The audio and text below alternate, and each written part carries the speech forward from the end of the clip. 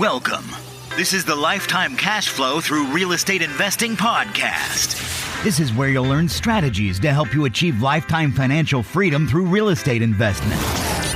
Your host, Riyad Khleif, has owned over 2,000 homes and apartments, and he brings experts in all aspects of real estate investment and management onto the show. Now, here's your host, Riyad Khleif. Welcome to another edition of How to Build Lifetime Cash Flow Through Real Estate Investing. I'm Riyad Khleif, and I'm thrilled you're here.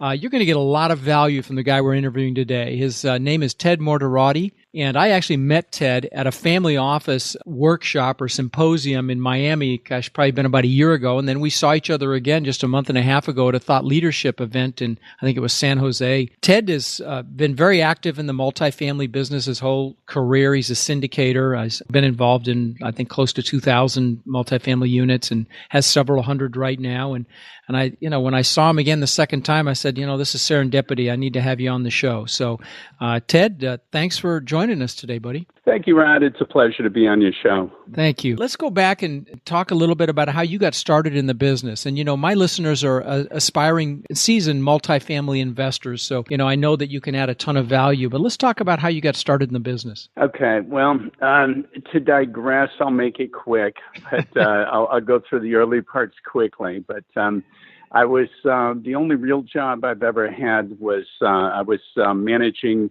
the service department of the Oakland Harley-Davidson shop when I was a kid. And a gentleman came in and was spending money like a drunken sailor on this motorcycle that really it really wasn't something he should have been spending money on. And I asked him what he was doing. I said, "Are you robbing banks? What are you doing?" And he said, "Oh, I'm in the real estate business." And I said, "Oh, how's that work?" And we started talking. He would come in. He came in over a couple of weeks time, and we started talking about what he did in the real estate business, what the income potential was, and so on. And I ended up going to meet with his broker of record.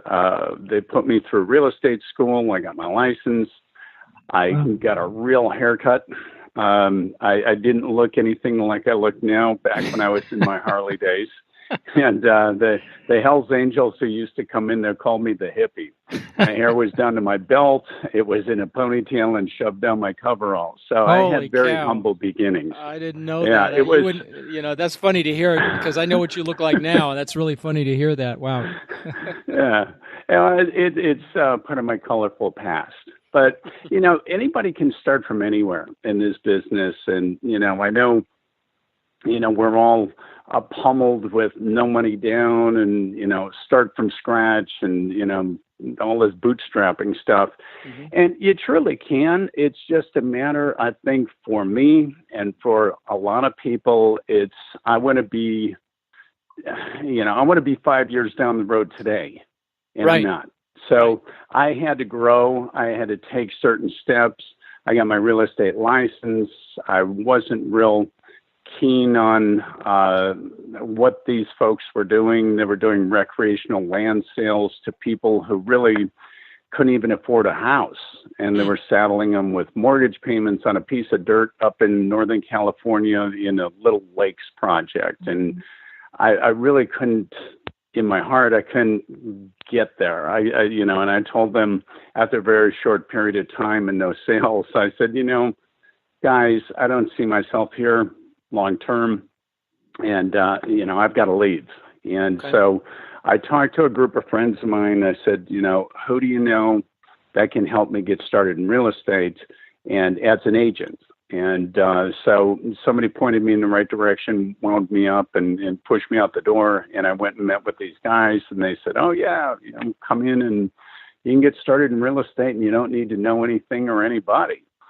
And one of the guys, this is it's embarrassing to even admit to, but one of my brokers handed me a phone book because I told him, I went to him the first day and I said, "I don't know anybody." I said, "How do I do this?" And he hands me a phone book. He goes, "Kid, look at all these people. These are all local people. They all want to buy and sell." I said, "Wow, that's pretty cool." I was so green, so naive. I thought he was really taking care of me, and what he was doing was, just having fun at my expense. Well, I took the phone book, and in 2 weeks, I had a listing appointment and I had 2 sales contracts that I'd written, and I was only in the B's. And so, you really, I mean, it's silly to say, but I mean, you can start in this business any way and even against all kinds of odds. Sure, and I tell still people be all the very time. successful. I tell people all the time, if you're willing to do what other people aren't willing to do, you'll make money, and obviously that worked for you back then. Now, I know you worked with Marcus and Millichap for a while, Right? Correct, and obviously, they're the 800-pound gorilla in the commercial real estate space, and that's a great proving ground for you. And now this is going to date you. I think back in 1982. Is that correct, or 81? Yes. Yeah. 82 to 85. I was there 2.5 years. Okay. So, but I had here's a little. I'll tell you just a little Reader's Digest on that. I had 2 friends of mine that I've been talking to in Oakland. They were both securities attorneys, and I'd met them along the way, and they seemed so far away from me as far as what they did that I'd never be in that league. I could never, hope to even need their services. But I said to them, I said, if you guys were me, you're in residential real estate, you want to make the leap into apartments on a real, like a 24/7, this is a real deal, this is my life kind of a situation, how would you do it? And they both agreed, and this was independent conversation. They said, well, if you want to learn fast and you don't care if you make a lot of money and how much it hurts, go to Marcus and Millichap in San Francisco. And at that time, I think there were only three or 4 offices nationwide. Wow. And so I went in there, and the regional manager and I really disliked each other just on sight.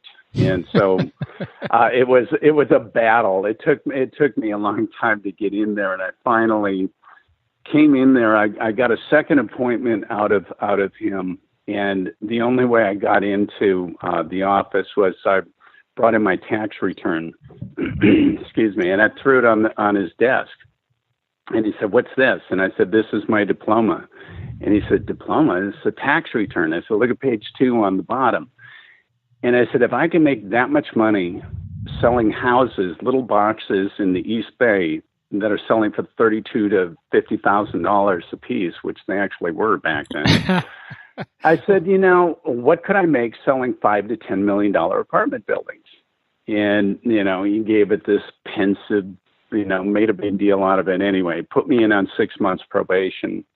And I promptly had a listing on a New York Life building. I had 2 apartment buildings that were 200 units plus, and I was off to the races. Wow. So things, but I was there with a purpose. I was there because I didn't want to be, it was very corporate minded. I was not, again, very humble beginnings, new haircut. And, so it was interesting. But that's a great proving ground. I mean, that's a great proving ground. Yeah. I mean, that's how you learn. And those of you listening, if you have an opportunity to work with a commercial brokerage to learn this business, that's a great place to start. I know some of you started with property management companies. Some of you just go out on your own, and that's obviously great too.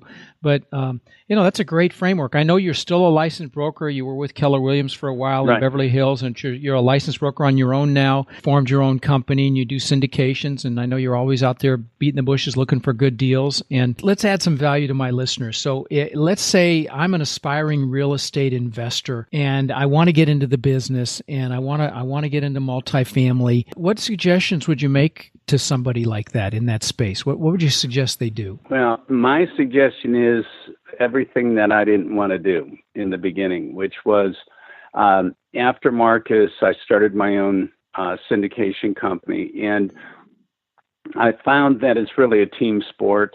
And I was never big on team sports. I like running. I liked anything cycling, anything that just depended on me. I didn't have to rely on you, Rod. I didn't have to rely on Ron. I didn't have to rely on anybody. It was just a me sport. So if I made it happen, I made it happen. If I didn't, I didn't.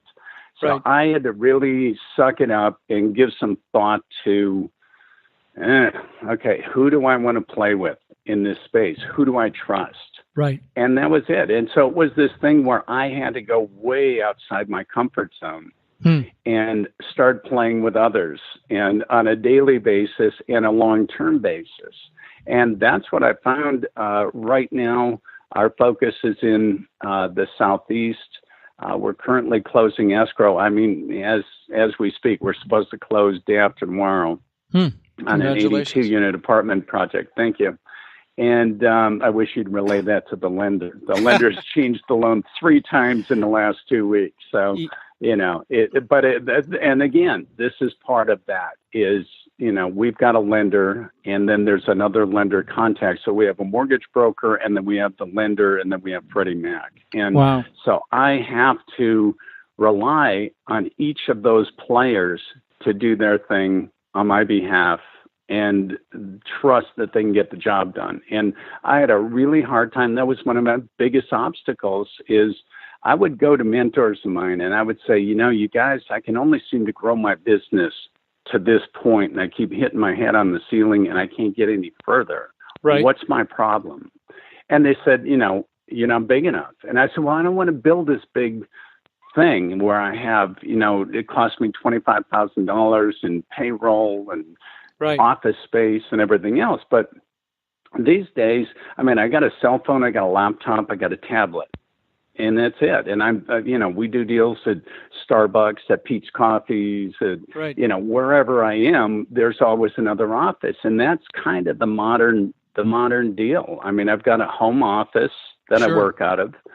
And, everything we do is with others, but we keep them out. This is just our business model. We keep people out there. We use third party. So we don't have to build this big thing where we've got, 10 people in a big office and it costs us all this money to open the doors every month. No, that's the way to do it. It's my partner. Yeah, it's my partner. It's me and a couple key people that we use, but everybody is out there. It's all about team building, and it's about having the right property management company that will do just a pile of work for you for free in helping you analyze and get comfortable with the new market. We have lenders. We have all kinds of people. We have people at the city that we use in the economic development department. People who are actually part of our team, but we don't have to pay them. They're not on payroll. We're not responsible for them. They're just out there. But that's the way we found it to be most profitable and most nimble, because we can move quickly. We can jump into a new market. I'm always analyzing markets and visiting markets. And anyway, that's kind of, down the road. So to speak to the people where, there's a guy like me coming out of humble beginnings and going, how do I do this? You just need to find another person, because you really have to have at least one other person. There has to be some way to set up some continuity. So if you get some assets together, you get 400 or 500 units, whatever it is. If you're the Lone Ranger, you need somebody, your investors, you owe it to your investors to have some form of continuity. So there's got to be at least one other person involved. So if something was to happen to you, he could continue the business without you. Well, so you want to do that. You need a sounding board, right? Sure. There's strength in numbers, and I recommend this for you guys listening. You don't have to go it alone. Great to network with other people in the space, and I tell you, go to your local RIA meetings, go to meetup groups, find somebody that you get along with, and particularly when you're first getting started, and maybe find mentors. You reference mentors. Highly recommend that you seek people like that out. And when you're analyzing a deal, it's great to have a sounding board. It's great to have a second set of eyes, somebody you trust, right, Ted? Well, and what we do, I'm more about the market and about the physical aspects, renovation, that kind of stuff. My partner, and I've chosen each other wisely, he's all about analytics. He loves to analyze deals. He loves to run the loan process and the management and all this stuff, to some degree bores me. I mean, I like to be involved. I like to get out there. I like to meet people. I like to see properties. I like to analyze markets. That's my thing is, get the renovation done, do that kind of thing. But we all have different skill sets. So don't go out and find another you. Right. Go no, out and find another advice. Yeah. Yeah. Find what you lack. Find what you hate. I mean, if you hate analyzing deals, go find a guy who, loves his laptop and it's always under his arm, and everywhere he goes, he's got a tablet or some form of analysis attached to his body.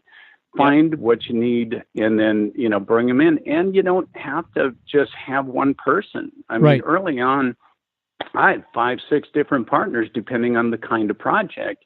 And I got started, simply with, I bought a house, and I bought, 3 houses, and then I bought, cobbled together a bunch of stuff, duplexes and fourplexes, and then, no kidding, moved out of those into other things. And and now, I didn't know that. So you started in single family, and that's such a common progression, and you're you have to get your feet wet. Right. You got to understand the business, and that's a very safe way to do it because there's usually a really easy exit on a single family. Sure.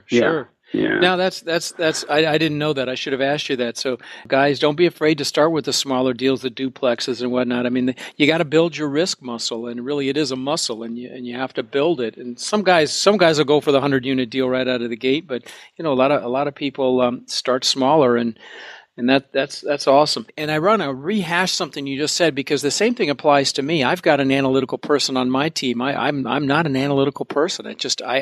I'm out there shaking hands, meeting people. I love kicking the tires on deals like you do. I don't love getting buried in a spreadsheet and getting buried in the financial analysis. I don't love that. And so you want to play to your strengths and hire people that will supplement and enhance what you do. And that applies to business as well. You see a lot of people, the real successful businesses, you've got one person that's the artist, the innovator, the creator, but then they don't have a business head and they need the operations side. And it's the same dynamic where you bring in what you're lacking. Well, that's really great advice. Now, let me ask you this. Knowing what you know, you're long in the tooth like me. You've been around a long time and you've done a lot of deals. Yeah. What would you tell your younger self, knowing what you know now, if you were to start over again? You're 25 years old and you're wet behind the ears. You're ready to get going. What would you tell your 25-year-old self? It's interesting because as you were asking the question, I had no clue. And then by the time you were done, I went, oh. The lights went on.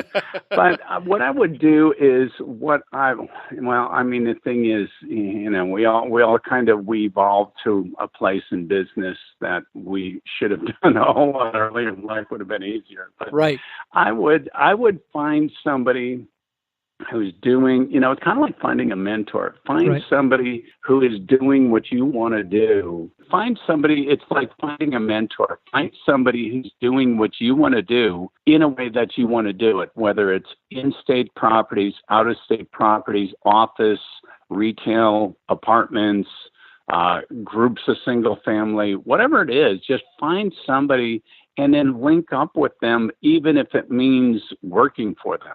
I mean, we all hate that kind of a thing. But if you spend, like I went to Marcus for 2.5 years, I hated the experience. And this is not to be crude, but I really didn't like the people. I didn't get along with most of them. Most of them were really snobbish. And, I was very low key and still my humble beginnings kind of a guy. And I didn't really fit in. It was very Ivy League, rah-rah. So it wasn't me, but I went there with a goal in mind that I'm here for 3 years and I'm going to learn what I want. And then I'm going to take that's my road show. And then I'm going to get out of here and I'm going to go do it myself. And that's what I would do is I would go find somebody and just go work there or see if you can somehow pick his brain, pick her brain, shadow them, whatever they'll allow you to do. So that you can pick up that long-term knowledge in a shorter frame of time so that you can get, 10, 15, 20 years worth of knowledge, condense it into, a year, 18 months, 2 years, whatever it takes you, and whatever, whether you're a quick study or a slow study, that's going to be your own time frame. But that's what I would do, and it would have put me into where I am now, like 2 lifetimes ago. Wow. That's very, very valuable advice. I hope you guys took note of that. That's very valuable advice. Let me ask you this. I want you to go back and tell me about when you got your butt kicked on something, and I want you to tell me a war story, and where you got bloodied and what the takeaway was, and then I want to hear about a success story. So let's start with the war story first. Okay. All right. I had a deal. It was a project that was it was converted from an old factory into apartments. I was very excited about it, just emotionally. I'd made the cardinal sin, which was I was in love with this property. Oh yeah, and that is a cardinal sin, It wasn't guys. getting away. That's a cardinal sin, It wasn't guys. going to. Yeah. That's it. It wasn't going to get away. I was Right. going to have this thing come hell or high water, and I pursued this thing to like the gates of hell. And the seller ended up toward the end of the thing. I mean, I had all these grand schemes. I was going to. The seller had these 2 problems, one with the loan and one with property taxes, both in a bad way, and they were both going to explode and change the deal or kill the deal. And I was going to do this condo conversion where neither thing mattered. I didn't care about the loan. I didn't care about the property taxes because I was going to sell all the units off. And the whole thing imploded. The seller just got really hinky on us one day and just said, you know what, you guys, I'm out of here. I'm done. And I said, what, done? You can't be done. We're closing in 3 weeks. And he said, no. He said, I'm just done. And that afternoon, I did a real quick, like a 15-second judgment call. I got 3 options. I can scream at him, tell him what I think of what he's doing. I can sue him, or I can understand his position, shake his hand, and walk away and live to fight another day with a good reputation with this gentleman who owned, thousands of units and was, really a big fish. And so we lost $40,000 on a phone call, and we really didn't have the $40,000 to lose. We lost lender deposits and all this stuff. When people tell you, oh yeah, no money down, blah, blah, blah, bull. Somebody's money is going to hit the skids. Somebody's going to pay for that lender deposit. Somebody's going to pay the attorney deposit. Right. Somebody's going to pay, pay. So this stuff, though you can do it without your own money, it doesn't mean you're going to do it without money. Right. There's a lot of money that gets spent really quickly. Sure. Yeah. And so just know that, because that was one of the biggest mistakes I got tied up in was, no money down. No money down is great if you're doing a single family home or duplex or fourplex, but you're not going to buy 100, 150 units with no money. First, I bought a couple thousand houses without my own money, but somebody paid. It wasn't me though. I brought partners in, and guys, you can put team together, you can put the equity together, put money, bring money into the deal, but so these things have to get paid. You have to have an attorney write the contract. You have to put, sometimes pay the lender some money in advance, and these you got to get the environmental reports and appraisal and all these things that cost money up front. You got to do your due diligence, inspect the property, all of that. But so that was a war story. So how about a success story? So that was a war story. Cost us $40,000, and that was it was painful. Not happy. Yeah. So, a happy story, and one that's still really an ongoing story is. Well, actually, this is a good story because it kind of goes both ways. I had a partner long ago who we put this deal together. We had put it this way. We had discussed the deal. I was out of town doing something else. I came back, and he informed me that we had bought this property. It was 40 units. It was 10 fourplexes. And he informed me that we'd bought this property. And I said, well, what did we pay for it? Anyway, the whole thing, it was like the worst deal in history. I mean, we got like 7.5% equity. We had to raise all the equity. It was like the dumbest deal that could ever, if I you don't ever want to understand. craft a deal, I don't guys. understand what you mean by if you got 7.5% equity. Sounds like a pretty good. Oh, that's all you ended up with. You mean? Oh, I thought that's how much. All we had to raise. We had to do the whole deal. We had to raise the money instead of getting like a 70-30 split with the investors. Right. We got 7.5%. Oh, he gave 7.5% back to the developer of the property. I said, "This is the worst deal. What were you, drunk when you did this?" Anyway, so time passes. I converted that one to condominiums. We bought the units at $53,000 a unit. We're selling them. We're still selling them now at about $225,000 a piece. That's a home run. So. Okay.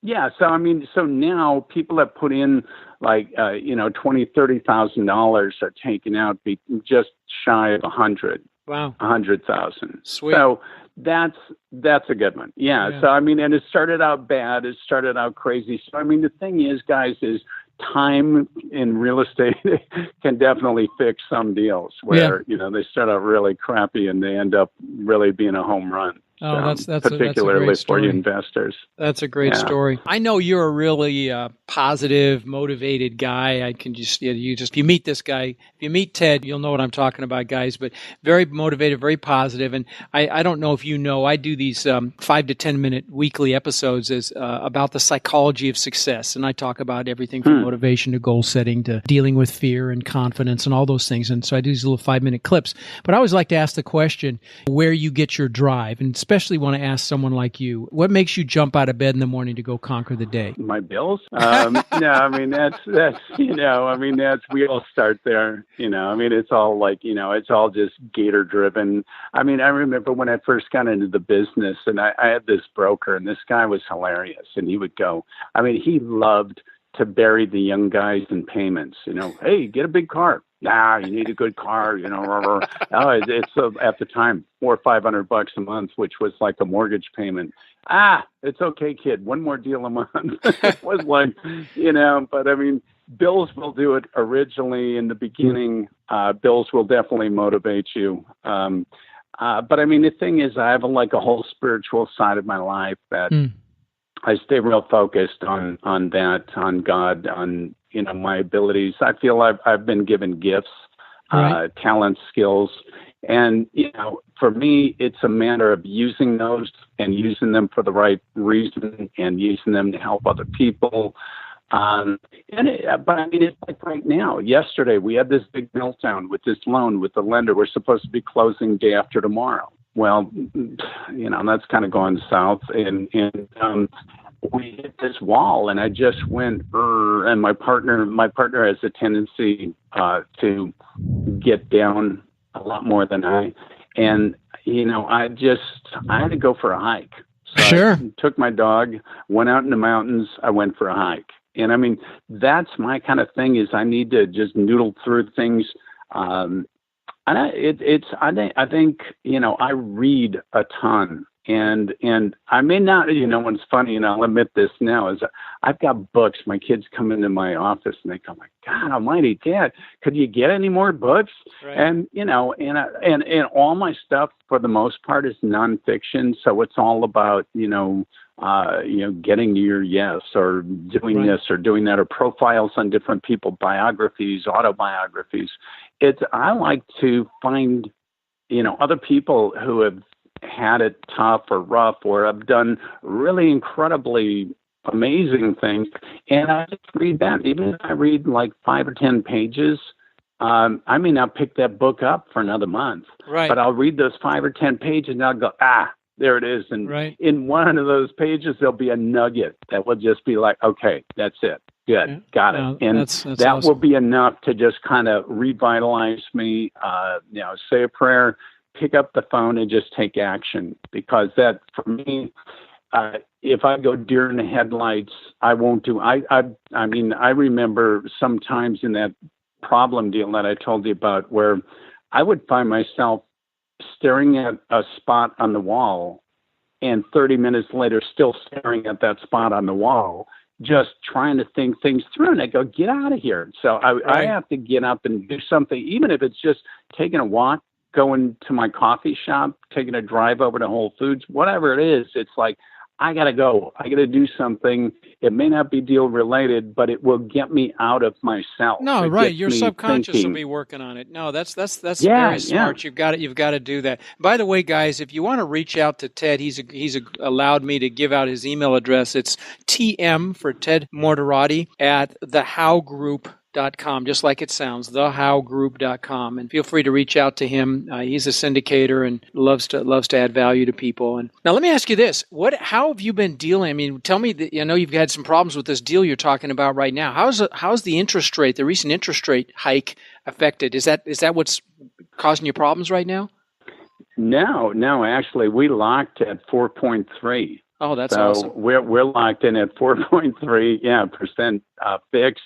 7 years, Wow. We're good to go. And so that hasn't caused us the problems. It's really been the operational side. The seller kind of took their eye off the ball and had a couple really droopy months during the loan period. And the lenders kind of looked at the loan and went, and they've scaled it back. And so it had nothing to do with us. It had nothing to do with, interest rates. It had nothing to do with the election. It had to do with one of the parties to the transaction not doing their job. Okay. And now everybody pays. So wow. Anyway, and it'll all get worked out. It'll all get resolved. And this will be another war story. We'll just add another notch to the belt and tuck another story. And I love stories. I think stories are one of the most fun parts of this business because you go to hell and back in these things where you just feel like you're going to die before you close escrow. Right. And then you get that one done. And 6 months later, you find yourself in a networking situation and, you're doing, everybody's sharing war stories. And now you've got this great war story to throw it on the table and walk it out to these guys. And, and it's a fun deal. And that's the way this business goes. And we kind of grow as our, as our deals grow, as our war stories grow. And it's really a fun thing. I mean, it's a fantastic business. People talk to me about retiring. I mean, I think they'll carry me out in a box. I mean, I love what I do. I agree completely. And guys, you have to love what you do. And you've heard me say that many, many times. Ted, listen, I am so grateful for having you on the show. You've added a ton of value. Thank you, Ron. I hope I see you again soon, and Happy New Year and all of that. So you be well, Thank my friend. you so much. All right. I appreciate it. I appreciate it. It's been fun. Thank you for listening to the Lifetime Cash Flow Through Real Estate Investing podcast. If you've enjoyed the show, please subscribe and then take a moment to visit iTunes and leave a 5-star rating and review. For more resources to connect with us further, please visit our website at lifetimecashflowpodcast.com. Tune in next week for our next show.